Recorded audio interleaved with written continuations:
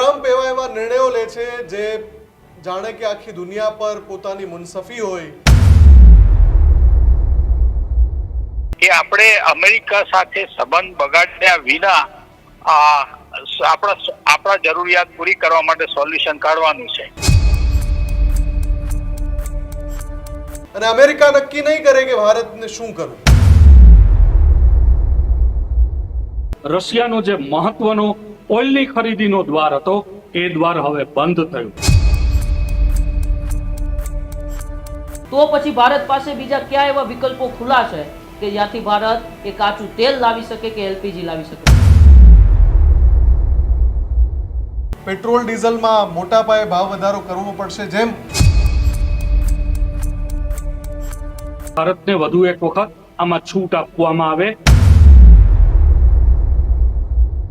Russia અને ચીનની મદદથી પણ શું આપને એવું લાગી રહ્યું છે કે આ યુદ્ધ પૂર્ણાહુતિ તરફ હજુ નથી જઈ રહ્યું?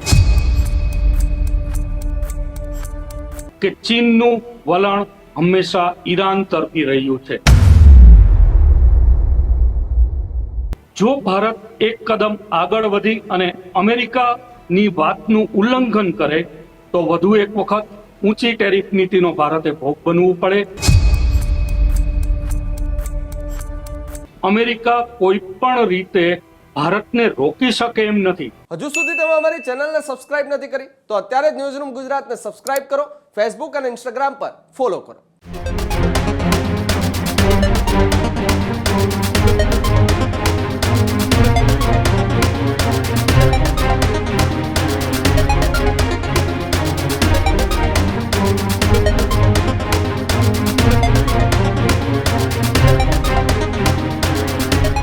નમસ્કાર, અમારી વિશેષ રજૂઆત ગર્જનાદ સાથે હું ઉમંગ કાછડિયા આપનું સ્વાગત કરું છું. અને હું છું મુફદ્દલ કપાસી. આજે વાત કરીશું ગર્જનાદમાં વૈશ્વિક પરિસ્થિતિઓ વચ્ચે રશિયા પાસેથી જે ક્રૂડ ઓઇલ મંગાવવાની મંજૂરી હતી એના ઉપર ટ્રમ્પનો ઘા અને એનાથી હવે શું થશે.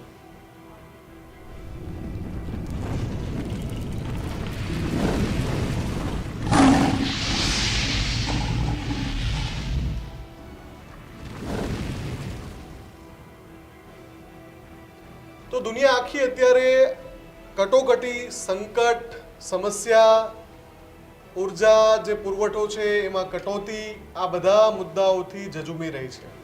અને મોટા ભાગે જો જોવા જઈએ તો આ બધા મુદ્દાઓની પાછળ એક જ માણસ છે, એનું નામ છે ડોનાલ્ડ ટ્રમ્પ.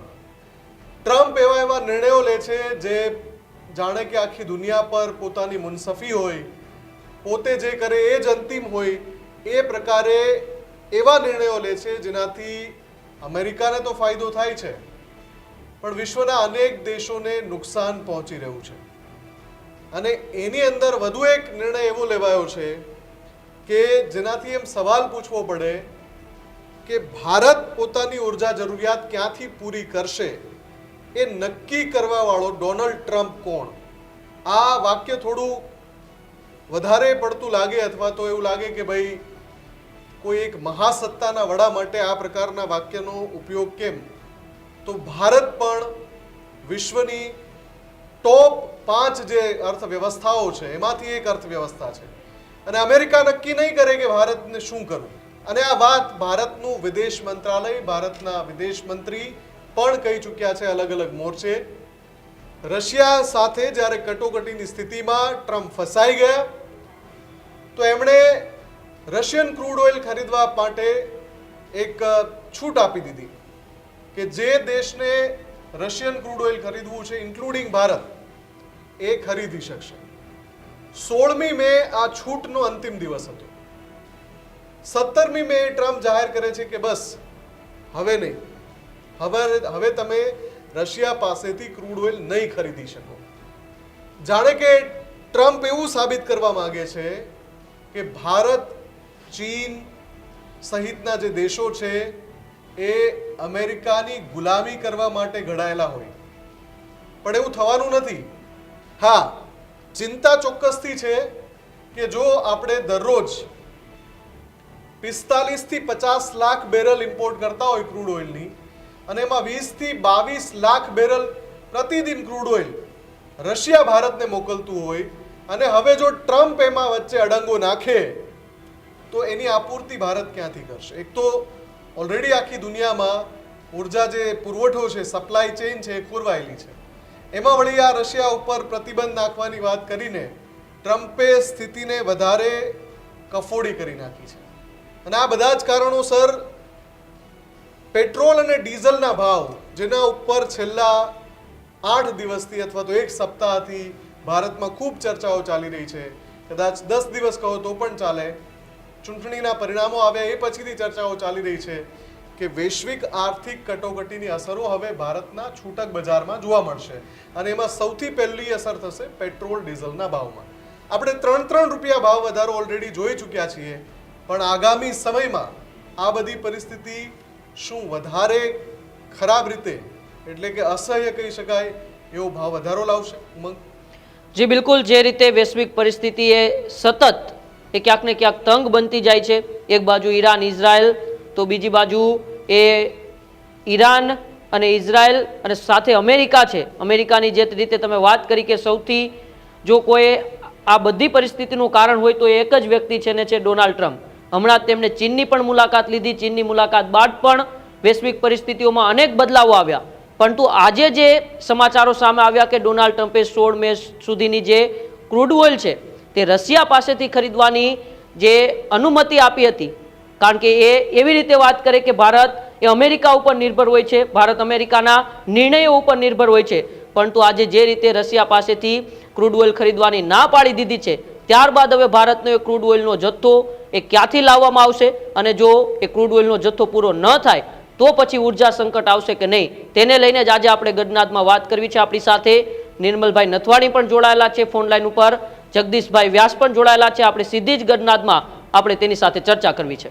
બિલકુલ. અને સૌથી પહેલી મારે વાત એ કરવી છે કે આની પહેલા જ્યારે અમેરિકાએ કોશિશ કરી હતી ભારત પર એ પ્રતિબંધો લાદવાની કે ભાઈ રશિયા પાસેથી ક્રૂડ ઓઇલની ખરીદી બંધ કરે, અમેરિકાનું કહેવું એવું હતું કે જો ભારત ખરીદી બંધ કરશે તો યુક્રેન યુદ્ધ લડી રહેલા રશિયા ઉપર દબાણ વધશે અને એનાથી રશિયા પાછી પાની કરશે.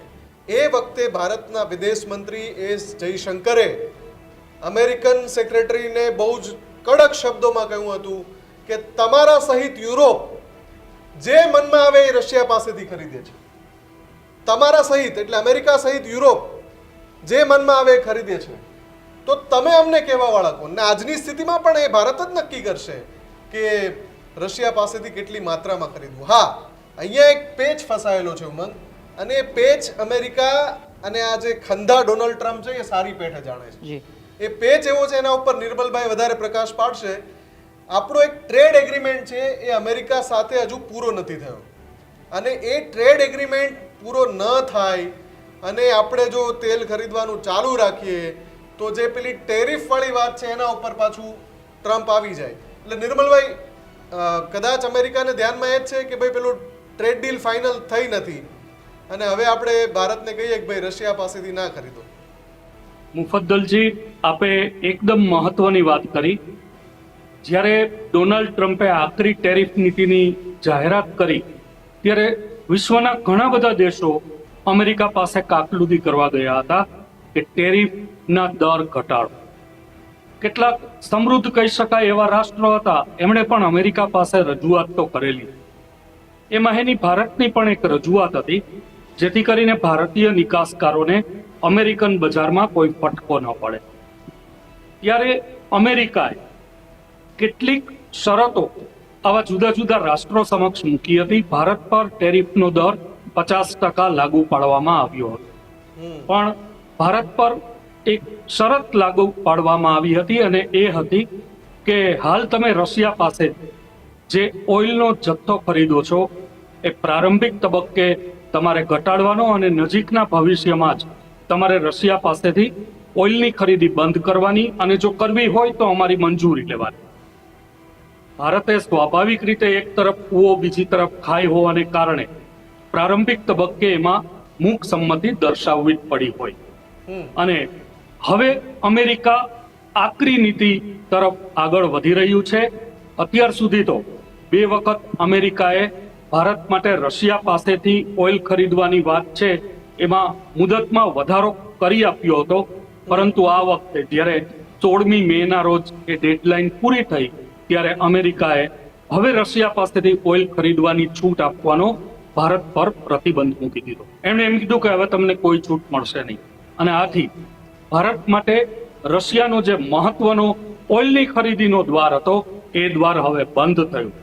એક તરફ વિશ્વ બજારમાં જ્યારે ક્રૂડ ઓઇલના ભાવ વધી રહ્યા છે ત્યારે રશિયા પાસેથી આપણને પ્રમાણમાં નોંધપાત્ર રીતે ઓછી કિંમતે જે ક્રૂડ ઓઇલ મળી રહ્યું હતું એ ક્રૂડ ઓઇલ રશિયાની હજુ આજની તારીખે પણ સંમતિ હોવા છતાં પણ આપણે મેળવી ન શકીએ એવી સ્થિતિમાં છીએ.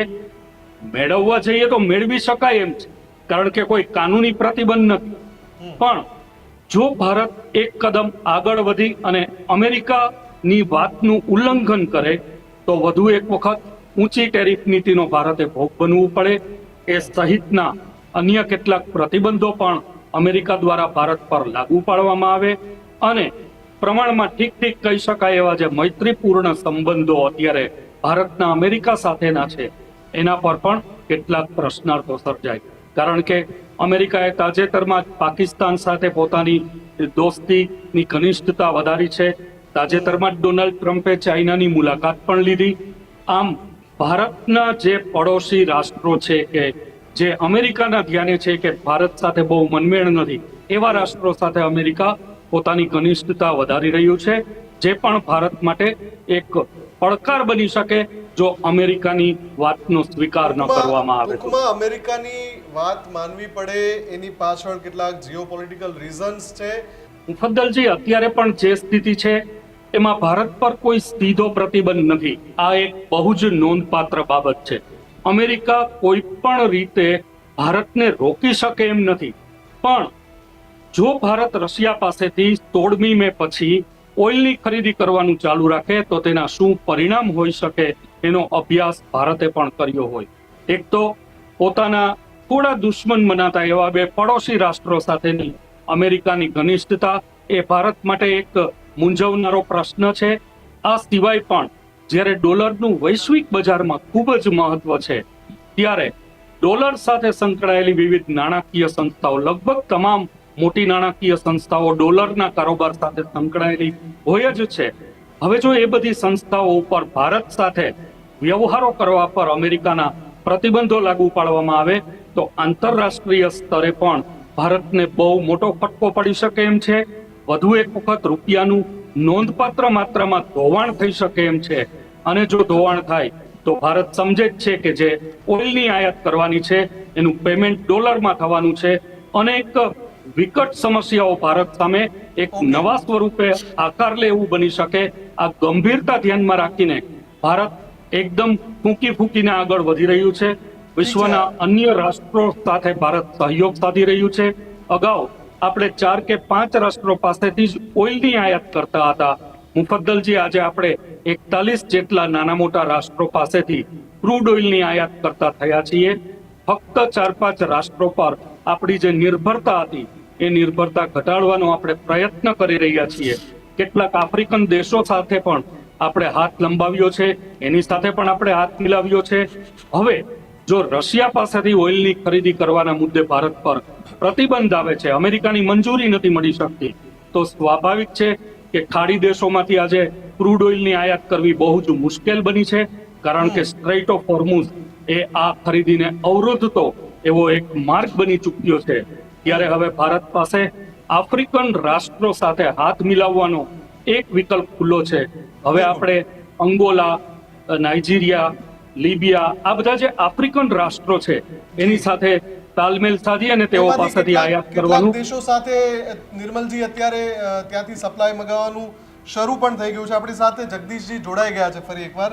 જગદીશજી, સવાલ એ હું પૂછી રહ્યો હતો કે અને નિર્મલજીએ બહુ જ વિસ્તારથી એ જવાબ આપી દીધો છે, એટલે હું હવે થોડું એમાં આગળ વધું કે રશિયા જે છે એ અત્યારે જો આપણને ક્રૂડ ઓઇલ સપ્લાય ન આપી શકે બીકોઝ ઓફ જે ટ્રમ્પે કહ્યું કે ભાઈ બસ હવે તમે નહીં ખરીદી શકો, અને જેમ નિર્મલજી કહે છે એમાં ઘણી બધી બીજી બધી સંભાવનાઓ પણ છે. જો આપણે અમેરિકાની વાત ન માનીએ તો સૌથી મોટી ચિંતા ટ્રેડ ડીલની છે, કેમ કે ટ્રેડ ડીલ હજુ ફાઇનલ થઈ નથી.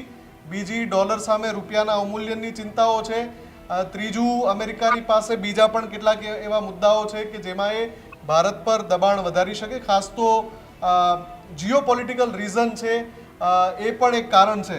પણ જે રીતે ભારત કેટલાક સ્વાયત્ત નિર્ણય લઈ રહ્યું છે છેલ્લા કેટલાક સમયગાળામાં, આ એક સમય છે જ્યાં ભારતે કોલ લેવો જોઈએ. આપને શું લાગે છે? હાજી, હવે ભારત સાઈડ કરતા આપણે માનીએ કે સ્ટ્રેટેજિક પોઝિશન પર છીએ કે આપણે અમેરિકા સાથે સંબંધ બગાડ્યા વિના આપણા જરૂરિયાત પૂરી કરવા માટે સોલ્યુશન કાઢવાનું છે. હવે આની અંદર અત્યારે પોઝિશન અમેરિકાની એવી છે કે ચાઇનાની ટ્રીપ કરી એમાં બહુ કઈ એમને લાભ થયો નથી, અને જે હોર્મુઝની વાત હતી એ જ વાત ત્યાંની ત્યાં જ અટકીને રહી છે. અને એ સિવાય એમને ભલે ટ્રેડિંગ માટે એમના બિઝનેસ માટે થોડું ઘણું થયું હશે ચાઇના અમેરિકા વચ્ચે, પરંતુ યુદ્ધ માટે થઈને કોઈ ડિસિઝન લેવાયું નથી, અને બીજા કશા માટે પણ તાઇવાન પણ લેવાયું નથી. હવે મને એમ લાગે છે કે અમેરિકા હવે ભારત તરફ નમશે, કારણ કે ગમે તેમ કરીને એમને જેમ બને એમ આનો પરમેનન્ટ સોલ્યુશન કાઢવું છે. તો હવે એમ લાગે છે કે એમને બધા વિકલ્પો ટ્રાય કરી જોયા. એમણે પાકિસ્તાન સાથે વચ્ચે કર્યું, વચ્ચે કતારે વચ્ચે પાર્ટનરશિપમાં એટલે એમણે ઇન્વોલ્વ થયા હતા નેગોશિએશનમાં, ચાઇના થ્રુ ટ્રાય કર્યો. અને મને એમ છે કે અત્યારે રશિયાના પુતિન અમેરિકા ગયા છે, રશિયાના પુતિન ચાઇના ગયા છે, એટલે એક સ્ટ્રેટેજિક પ્લાનિંગ કરીને આવશે. બીજું એવું થયું કે હમણાં જે વિદેશ મંત્રીની અહીંયા જે મુલાકાત થઈ આપણા દિલ્હીમાં, તો મને લાગે છે એમાં ઘણા બધા એવા સ્ટ્રેટેજિક પ્લાનિંગ કરી લીધા છે કે જેથી હવે બધા લીડર્સ ભેગા થઈ અને આનું સોલ્યુશન કાઢશે. અને ખાસ કરીને રશિયાના વિદેશ મંત્રીએ ખાસ કહ્યું છે કે ભારત માટે અમે હંમેશા તૈયાર છીએ અને એમનો અમને કોઈ પણ જાતનો વાંધો નથી કોઈ પણ ટ્રેડ માટે. એટલે મને એમ લાગે છે કે આ ટ્રેડ એક્સટેન્ડ તો કરવું જ પડશે, અને જો ના કરે તો ભારતે બીજા વિકલ્પો તો કરી રાખેલા છે. આપણી પાસે 60-70 દિવસનું છે, બીજું આ બચત કરી એનો થોડો ફાયદો થશે. એટલે મને એમ લાગે છે કે આ વેઇટ એન્ડ વોચમાં જે પોઝિશન પર હતી એ જ વેઇટ એન્ડ વોચમાં આપણે છીએ. પણ હવે ન્યુટ્રલમાં તો નહીં જ રહીએ, આપણે સ્ટ્રેટેજિક પોઝિશનમાં તો આવીશું જ, આવી ગયા છીએ એમ કહી શકાય. હવે મારો આગળનો સવાલ છે જગદીશજી એ જ છે કે જે રશિયા અત્યારે આપણને 40% થી 50% ક્રૂડ ઓઇલ આપણી જે જરૂરિયાત છે એનું 40% થી 50% ક્રૂડ ઓઇલ પૂરું પાડે છે. માની લો કે ત્યાં અમેરિકાના દબાણના કારણે 25-30% કાપ મૂકવો પડે કે 50% એ જથ્થામાં કાપ મૂકવો પડે, અને જે ઈરાન અમેરિકા ઇઝરાયલ યુદ્ધ પહેલા જે સ્થિતિ હતી, ભારત જે ક્રૂડ ઓઇલની આયાત કરતું હતું મિડલ ઇસ્ટમાંથી, એ પુરવઠો આવી નથી રહ્યો પૂરતી માત્રામાં. ઘણા બધા ત્યાં રીઝન છે, સ્ટ્રેટ ઓફ હોર્મુઝ છે, અમેરિકન નેવીનું બ્લોકેડ છે, વગેરે વગેરે. તો આ બંને સ્થિતિઓ ભેગી થઈ જાય તો ભારત પાસે તમે કયો વિકલ્પ જોવો છો કે પછી નહીતર એવું થઈ શકે છે કે પેટ્રોલ ડીઝલમાં મોટા પાયે ભાવ વધારો કરવો પડશે, જેમ દુનિયાના અલગ અલગ દેશોએ અત્યારે જ કરી દેવો પડ્યો છે? હા, પણ ભાવ વધારાની બાબતમાં તો ભારત અત્યારે વિશ્વમાં સારામાં સારી પોઝિશન પર છે. ભારત એક જ દેશ એવો છે કે જેણે ઝીરો કોઈ પણ જાતનો વધારો નથી કર્યો. હમણાં 3% કર્યો છે, એ મારા ખ્યાલથી એક નોર્મલ જ છે. 3% ઇન્ફ્લેશનને લીધે પણ થઈ શકે, પરંતુ આપણે ગમે તે ભાવ આમાં ક્રૂડનું ટ્રેડિંગ ક્યાં થાય છે એ ઉપર આખો આધાર રહેશે. કારણ કે જો ભાવ વધશે તો ભારતને તકલીફ વધારે થશે. બાકી જો ભારત 100 ની અંદરમાં જો ક્રૂડ રહેશે ત્યાં સુધી ભારત ગમે તેમ કરીને સપ્લાય તો મેનેજ કરી શકશે. મને એમ લાગે છે કે એ સ્ટ્રેટેજિક પ્લાનિંગ પ્રમાણે ચાલશે તો વાંધો નહીં આવે. અને તે સિવાય પણ અમેરિકા જો કોઈ એક્સટેન્શન કરે કે ના કરે તો પણ અત્યારે તો આપણો સપ્લાય ચાલુ રહેશે. અને મને એમ લાગે છે કે ભારત ગમે તેમ કરીને આ સ્ટ્રેટેજીમાં મૂકશે અને હવે આપણે ત્યાંથી વધારે ઓઇલ ચાલુ લઈ શકીએ એવી પોઝિશન થશે એવું મને લાગે છે. પરંતુ હવે મને લાગે છે 1 કે 2 વીકનો સવાલ છે કે જ્યાં આ પરિસ્થિતિ થાય એ દરમિયાનમાં કદાચ જરૂર પડે તો કદાચ બીજા 10 રૂપિયા આપણે વધારે આપવાના આવે એવી શક્યતા છે. ઓકે, તો આ સ્થિતિમાં ઉમંગ, તમે પણ કંઈક એલપીજી અંગે પૂછવા માંગતા હતા? જી બિલકુલ, આજે એલપીજીનો એક જહાજ છે, એ એલપીજી લઈને 20,000 ટન જેટલો એલપીજી લઈને એક કચ્છના મુન્દ્રા પોર્ટ ઉપર પહોંચ્યું તો છે, પરંતુ નિર્મલભાઈ, મારો સવાલ આપને છે કે જો આવીને આવી પરિસ્થિતિ એ મધ્ય પૂર્વના દેશોમાં રહી તો પછી એલપીજી હોય કે પેટ્રોલ ડીઝલ હોય, આ જથ્થો ભારત ક્યાંથી પૂરો પાડશે? 60 દિવસનો જથ્થો તો છે, પરંતુ આ પરિસ્થિતિ વધુ તણાવભરતી બનતી ગઈ, હજુ અન્ય દેશો પણ આ યુદ્ધમાં જોડાયા, તો પછી ભારત પાસે બીજા કયા એવા વિકલ્પો ખુલ્લા છે કે જ્યાંથી ભારત એ કાચું તેલ લાવી શકે કે એલપીજી લાવી શકે? ભારતમાં ઓઇલનો પુરવઠો ખોરવાય નહીં એ માટે ભારત ખૂબ જ વ્યૂહાત્મક રીતે આંતરરાષ્ટ્રીય કૂટનીતિ કરી રહ્યું છે. આપણે સૌએ જોયું કે ડોનાલ્ડ ટ્રમ્પની ચીન યાત્રા સંપન્ન થયા બાદ તરત જ પુતિન સક્રિય થયા છે અને ચીન સાથે એમણે વાટાઘાટનો દોર શરૂ કર્યો છે. અત્યારે ચીન અને અમેરિકાના સંબંધો જોતા રશિયા ચીન સમક્ષ રજૂઆત કરે અને ચીન અમેરિકાને એ પ્રભાવમાં લેવાની કોશિશ કરે કે આપણે આગળ પણ ટ્રેડ ડીલ કરવાની છે, આપણે આગળ જતા પણ વ્યાપાર કરવાનો છે, કારણ કે વેપારી દ્રષ્ટિએ આપણે બંને રાષ્ટ્રો મજબૂત પાર્ટનર છીએ. તો રશિયા પોતાનો ઓઇલનો કારોબાર ચાલુ રાખી શકે ભારત સાથે, એ માટે ભારતને વધુ એક વખત આમાં છૂટ આપવામાં આવે. આવી એક આંતરરાષ્ટ્રીય ગતિવિધિ નજીકના ગાળામાં જ તેજ બનતી જોવા મળશે. એ ઉપરાંત ભારત પાસે જે ઓઇલનો અનામત જથ્થો છે એ હરદીપથી પૂરી કહી ચૂક્યા છે કે 60 દિવસથી 90 દિવસ ચાલે તેટલો પુરવઠો ભારત પાસે છે.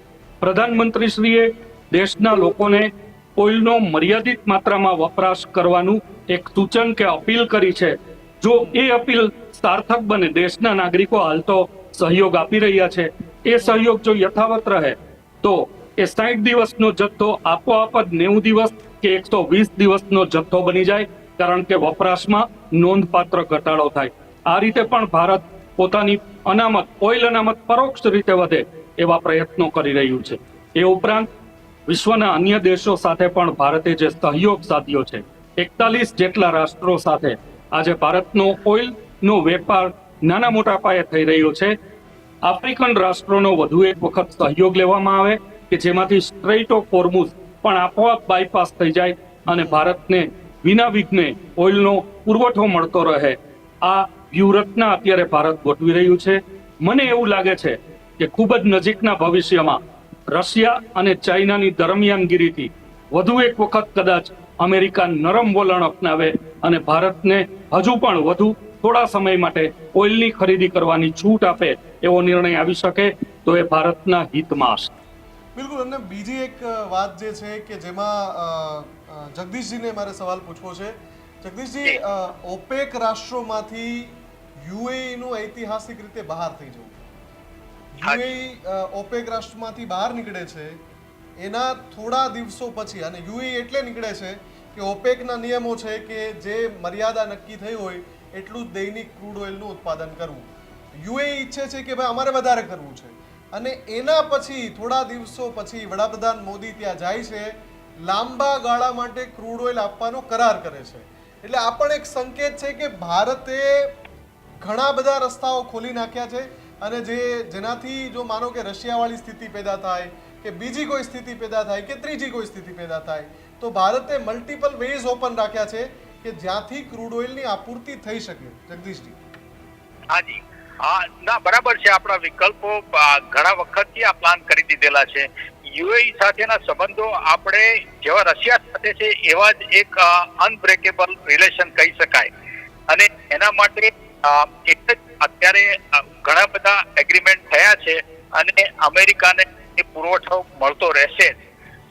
યુએઈ જ્યારે ઓપેકમાંથી સેપરેટ થાય છે એ ઘણા વખતથી આ ચાલતું હતું, આ ધુમાતું હતું. હવે આજે પરિસ્થિતિ એવી થઈ છે કે ઈરાને ડ્રોનનો હુમલો સાઉદી ઉપર કરેલો છે, એટલે હાજી યુએઈ પર જી, એટલે હવે એ મિડલ ઇસ્ટના કન્ટ્રી હવે અમેરિકા પર દબાણ આપશે કે અમેરિકા અત્યારે યુદ્ધમાં જઈ શકે એમ નથી, અને આ સોલ્યુશન કાઢવું કઈ રીતે, એટલે ઈરાને આ એક ગૂગલ નાખી એવું લાગે કે જેથી કરીને હવે અમેરિકાએ ગમે તેમ કરી કોમ્પ્રોમાઇઝ જલ્દી કરવો પડે, કારણ કે એમને સંબંધો આ બધા રાષ્ટ્રોમાં ત્યાં આગળ એમની સેના રાખવી જ છે, ત્યાં એમના બધા સેન્ટર્સ રાખવા જ છે, અને જે માટે એ લોકો કઈ પણ કરી શકે એમ છે. હવે યુએઈ ની વાત છે તો યુએઈ હંમેશા આપણે સારા સંબંધ છે, અને બીજું કે જરૂરિયાત જેવી ઊભી થાય એવું તરત યુએઈ માંથી આપણને સામાન મળી શકે એમ છે. તે સિવાય મને એમ લાગે છે કે જેમ નાણાવટીભાઈ કહ્યું કે એ પ્રમાણે રશિયા અને ચીન ઇન્ટરવીન કરે તો આ પ્રોબ્લેમ સોલ્વ થશે. અને હવે મને લાગે છે કે અમેરિકા બધા પોતાના વિકલ્પો અજમાવી જોયું છે અને હજી કોઈ એમને એવું સોલિડ રીઝન મળ્યું નથી. એટલે મને એમ લાગે છે કે હવે કોંગ્રેસ ત્યાંની કોઈ પણ જાતના યુદ્ધ માટેનું પાસ નહીં કરે. ઠીક છે નિર્મલભાઈ, સમય પણ હવે ઓછો છે. એક અંતિમ સવાલ પૂછી લઉં. 3-4 ઘટનાક્રમ પહેલા હું કહી દઉં. એક તો ચીનની મુલાકાતે ટ્રમ્પ જાય છે, 3 દિવસની યાત્રા છે. એ ટ્રમ્પ કે જે ઓફ રેમ્પ શોધી રહ્યા હતા કે ભાઈ ઈરાન સાથેનું યુદ્ધ કાયમી કેવી રીતે પૂરું કરવું. ચીન એટલા માટે મહત્વનું હતું કે ઈરાન અને ચીનનું સીધું કનેક્શન છે. બંધ બારણે ત્યાં એવા અહેવાલ આવ્યા કે ભાઈ ભલે મુદ્દો હતો કે બંને દેશો વચ્ચે ટ્રેડ ડીલ થાય, ચીન અને યુએસ વચ્ચે, પણ બંધ બારણે ત્યાં ઈરાન મુદ્દો હતો જ, એવા પણ અહેવાલો આવ્યા. જેવા એ ચીનથી પરત આવે છે ટ્રમ્પ અને એક પોસ્ટ કરે છે, આખી ભાષા એમની બદલાઈ જાય છે અને એ પોસ્ટ કરે છે કે ભાઈ આ તો તોફાન પહેલાની શાંતિ હતી. ઈરાન સાથેના સીઝ ફાયરને ટાંકીને તેઓ લખે છે કે આ તો તોફાન પહેલાની શાંતિ હતી.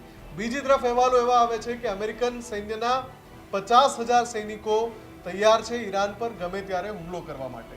ત્રીજા અહેવાલ, ઈરાન જવાબ આપે છે અમેરિકાને કે તમે હુમલો કરી તો જુઓ, અમે પણ સંપૂર્ણપણે તૈયાર છીએ વળતો જવાબ આપવા માટે. એટલે આ જે બધી પરિસ્થિતિઓ ઊભી થઈ રહી છે રશિયા અને ચીનની મદદથી, પણ શું આપને એવું લાગી રહ્યું છે કે આ યુદ્ધ પૂર્ણાહુતિ તરફ હજુ નથી જઈ રહ્યું? મુફદ્દલજી, જ્યારે મહાસત્તાઓ વચ્ચે વાટાઘાટો સર્જાય ત્યારે ઇનબોક્સ અને આઉટબોક્સ આ 2 પ્રકારની વાટાઘાટો થતી હોય છે. આઉટબોક્સ હંમેશા વિશ્વનું ધ્યાન ખેંચવા માટે હોય છે, જેમ કે ઉર્જાનો મુદ્દો હોય, સંરક્ષણનો મુદ્દો હોય, એઆઈ જેવો મુદ્દો હોય, ટેકનોલોજી, સાયન્સ, આવા બધા મુદ્દાઓ આંતરરાષ્ટ્રીય સ્તરે મૂકવા માટે લોકોમાં મૂકવામાં આવતા હોય છે. જ્યારે ઇનબોક્સ એ 2 રાષ્ટ્રો વચ્ચેની વ્યૂહરચના હોય છે. ઈરાનનો મુદ્દો ઇનબોક્સમાં હોવાની પૂરી શક્યતા છે, કારણ કે એવી કોઈ મોટી ટ્રેડ ડીલ થઈ હોય એવા આંકડાઓ કે એવું તો કોઈ નિવેદન પણ સામે આવ્યું નથી. એટલું કહ્યું કે બહુ મોટી ટ્રેડ ડીલ થઈ છે, પણ શું એની વિગતો આપવાનો ઇનકાર કરવામાં આવ્યો છે? એનો મતલબ એમાં કાંઈ ભલીવાર નથી. તો પછી સ્વાભાવિક છે કે આ 3 દિવસની યાત્રા ઈરાનના મુદ્દે જ કેન્દ્રિત થઈ હોય, સ્ટ્રેઇટ ઓફ હોર્મુઝના મુદ્દે જ કેન્દ્રિત થઈ હોય. આપણે સૌ જાણીએ છીએ કે ચીનનું વલણ હંમેશા ઈરાન તરફી રહ્યું છે. અત્યાર સુધી ભલે ઈરાન લડત કરતું આવ્યું હોય, પણ એની પશ્ચાત ભૂમિમાં નિશ્ચિતપણે ચીનનો ફાળો હોવાનું કહેવાય રહ્યું છે. એના પુરાવાઓ પણ મળ્યા છે. તો ચીનને ઈરાન સાથેના સંબંધો બાબતે મેનેજ કરવા માટેની ડોનાલ્ડ ટ્રમ્પની આ યાત્રા હોય એવી પૂરી શક્યતા છે. જો ચીન અને રશિયા આમાં પૂરી ભૂમિકા ભજવે તો યુદ્ધ પર પૂર્ણવિરામ મુકાઈ શકે છે, કારણ કે હવે સ્પષ્ટ થઈ ચૂક્યું છે કે અમેરિકા એકલા હાથે ઈરાન સામે લડાઈ લડી શકવામાં થોડું ટૂંકું પડી રહ્યું છે. વધુ એક વખત અમેરિકા આ ભૂલ નહીં કરે. ચીનનો એને સહયોગ હશે જે મળવાની ખૂબ ઓછી શક્યતા છે, તો જ એ વધુ એક વખત પ્રહારની ભૂમિકામાં આવશે. બાકી કદાચ અમેરિકા વધુ એક વખત એકલું પડી જાય એવું બની શકે. ઠીક છે, એક ફટાફટ 30 સેકન્ડમાં અંતિમ સવાલ જગદીશભાઈને પૂછી લઈએ. જગદીશભાઈ, જે રીતે પ્રથમ વિશ્વયુદ્ધ બાદ સંયુક્ત રાષ્ટ્રની સ્થાપના થઈ, જે સંયુક્ત રાષ્ટ્ર એ વિશ્વમાં શાંતિ સ્થાપવા માટે આવી પરિસ્થિતિ વારંવાર વિશ્વમાં ન બને તે માટે સ્થપાયું હતું. કેમ છેલ્લા 4-5 વર્ષથી વિશ્વની અંદર જે સ્થિતિ છે, રશિયા યુક્રેનના યુદ્ધથી જે સ્થિતિ શરૂ થઈ છે, તે સ્થિતિને રોકવામાં સંયુક્ત રાષ્ટ્ર એ અસરકારક સાબિત નથી થતું? એનું કારણ શું છે? 4 વર્ષથી સંયુક્ત રાષ્ટ્રને બહુ ઇમ્પોર્ટન્સ મળતું જ નથી. ઘણા બધા પ્રયત્નો થયેલા છે, પરંતુ સંયુક્ત રાષ્ટ્ર પોતે પોતાનું ડિસિઝન મૂકી દે છે, બહાર જણાવી દે છે. પરંતુ એનો અમલ બહુ થયો નથી. અને કોરોના વખતે પણ આપણે જોયું કે ઘણા બધા રાષ્ટ્રોને આ રીતે ઘણું નુકસાન થયું હતું. એટલે મને એમ લાગે છે કે સંયુક્ત રાષ્ટ્રનું અત્યારે રિફોર્મ થવું જરૂરી છે. અને મને આશા એ છે કે સપ્ટેમ્બર મહિનામાં ચાઇનાના જી જિનપિંગ ત્યાં જવાના છે. એટલે મને એમ લાગે છે કે એ વખતે થોડું એક્ટિવેશન વધશે. કારણ કે અત્યાર સુધીમાં ઘણા બધા દેશોએ ટ્રાય કરેલા છે, પરંતુ યુનાઇટેડ નેશનને, કારણ કે અમેરિકા જે સપોર્ટ કરતું હતું ડેમોક્રેટિક પાર્ટી વખતે, એટલો સપોર્ટ અત્યારે રિપબ્લિકન પાર્ટી કરતી નથી. અને એના માટેનું ફંડિંગ બધું જ અમેરિકા આપતું હતું, ઘણું બધું બંધ કર્યું છે. તે સિવાય એન્વાયરમેન્ટમાં અને ઘણા બધામાં અમેરિકાએ ફંડિંગ ઓછું કરી નાખ્યું છે. એટલે જે યુનાઇટેડ નેશનને જે પ્રાયોરિટી છે એ પ્રમાણે હજી ઇફેક્ટ થતી નથી. એટલે પણ મને એમ લાગે છે કે ઈરાને જે અત્યારે સેમ્પલ નાખ્યું કે આ ડ્રોન એ રીતે, તે અમેરિકાને હજી ભડકાવવાનો ટ્રાય કર્યા જ કરે છે કે જેથી જેમ મને જલ્દી સોલ્યુશન આવે. આપણે પણ ઈચ્છીએ કે ભારત પાસેથી આ રીતે એનું લઈ લે અને આપણને ભારતને એટલો ડાયરેક્ટલી ફાયદો થવા મળે. બિલકુલ, એટલે આખા વિશ્વ માટે શાંતિનો એક રસ્તો નીકળે અને સમાધાન થાય. ઈરાન, અમેરિકા, ઇઝરાયલ યુદ્ધ પૂરું થાય અને આખા વિશ્વની જે ઉર્જા જરૂરિયાતો છે એ જેમ પહેલા ચાલતી હતી એ જ રીતે પૂર્વવત થઈ જાય. આ બંને મહાનુભાવો અમારી સાથે જોડાયા, આ બંનેનો ખૂબ ખૂબ આભાર. તો જે આ યુદ્ધ છે એમાં દરરોજ નવો ફણગો ફૂટે છે અને ફણગો એવો ફૂટે છે કે જે દેશ માટે ચિંતા કરાવનારો હોય. અત્યારનો જે ઘટનાક્રમ છે એ પણ એવો છે કે ક્યાંક ભારતમાં જે ઉર્જા જરૂરિયાતો છે એમાં સંકટ તો નહીં આવે ને, એમાં શોર્ટેજ તો નહીં આવે ને, એવું તો નહીં થાય ને કે હજુ પણ 5 રૂપિયા, 10 રૂપિયા, 15 રૂપિયા કે 20 રૂપિયા પ્રતિ લિટર પેટ્રોલ ડીઝલમાં વધારવાની નોબત આવી જાય. આપણે સૌ ઈચ્છીએ છીએ કે એવું કશું જ ન બને. અને જો જે અત્યારે સરકાર તરફથી અપીલ કરવામાં આવી રહી છે, રાજ્ય સરકાર તરફથી જે અપીલ કરવામાં આવી રહી છે એ પ્રમાણે જનતા પણ જો સાથ સહકાર આપે તો જે આપણો જે પુરવઠો છે, જે રિઝર્વ પુરવઠો છે એમાં પણ વધારો થાય અને જલ્દીથી આપણે સૌ આ સંકટમાંથી બહાર નીકળીએ.